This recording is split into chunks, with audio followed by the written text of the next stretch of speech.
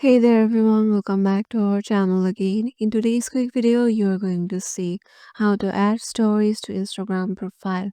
It's pretty easy, let's get right into it. Head over to your Instagram application. Once you are there, just tap on, make sure you have logged in into your desired account and then tap on your story option on the upper left corner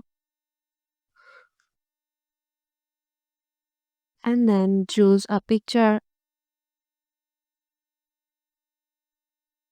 and then choose a picture to post as a story. Suppose I want to do this one.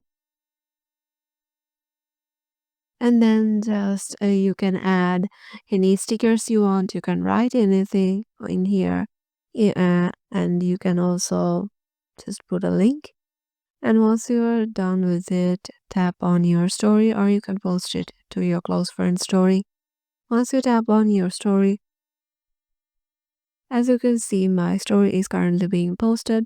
And yeah, hope so this is how you can able to do it too. Hope this video helped you out and we'll see you in the next one.